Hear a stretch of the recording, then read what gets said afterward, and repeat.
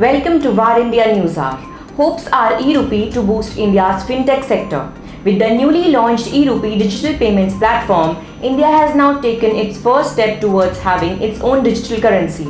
India's consumer digital economy, which was pegged at $85 to $90 billion in calendar year 2020, is expected to become a $800 billion market by 2030. Today, over 90% of the orders fulfilled by online commerce get done by the new age logistics, an industry which has come up only in the last one decade and has solved the challenges through technology and customer-centric mindset. Digital payments are becoming quite ubiquitous in India. The government has now come up with a plan for leveraging the digital infrastructure so that there is leak-proof delivery of its welfare schemes.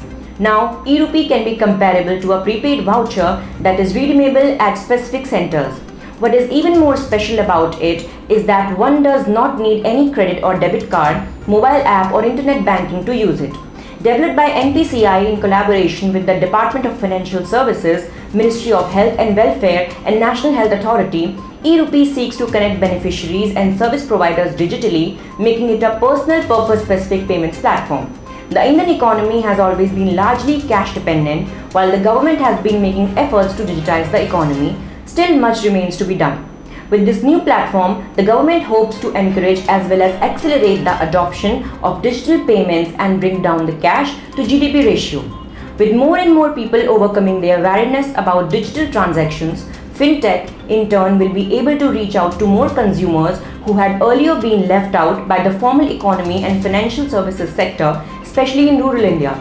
Going forward, the biggest advantages which we can foresee of e-Rupee is the penetration of digital transactions, which of course has been our fintech focus as well. Let's look into today's headlines in VAR India. India expects tech costs will not use encryption as an excuse, says IT Secretary. India expects that technology companies will not use encryption as an excuse to hold up investigations and will play their part in bringing criminals to justice, says IT Secretary Ajay Prakash Soni.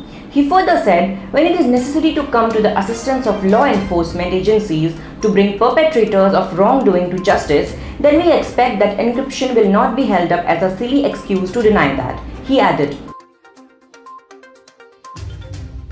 Oracle unveils next-generation Exadata X9M platforms analytics. Oracle announced the availability of the Oracle Exadata X9M platforms, the latest version of the industry's fastest and most affordable systems for running Oracle database. The new Exadata X9M offerings include Oracle Exadata Database Machine X9M and Exadata Cloud Aggregate Customer X9M, the only platform that runs Oracle Autonomous Database in customer data centers.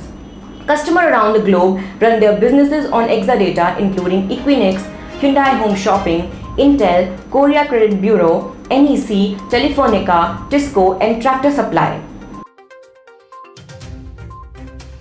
Lava Mobile files draft with SEBI to go public. Noida headquartered Lava International Limited, which is into manufacturing of mobile phones, has filed a draft paper with the Securities and Exchange Board of India to raise funds via an initial public offering. The offer comprises a fresh issue of Rs 500 crore and an offer for sale of up to 43.73 million shares by its existing shareholders and promoters. The offer for sale also includes shares held by Unique Memory Technology and Tupperware Kitchenware. Data privacy shouldn't be compromised in using fintech, says Finance Minister. Finance Minister Nirmala Sitharaman said there should be no compromise of data privacy and safeguard of client data with an increasing number of Indians now using digital mode of payment. Speaking at the Global FinTech Fest 2021, she said that the fintech adoption rate in India is 87% compared to the global average of 64%.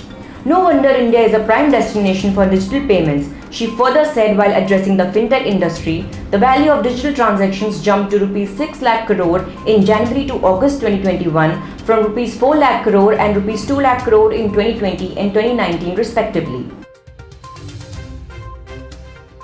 Xiaomi 11 Lite 5G NE to be launched in India today. Xiaomi 11 Lite 5G NE is the company's new 5G smartphone in India.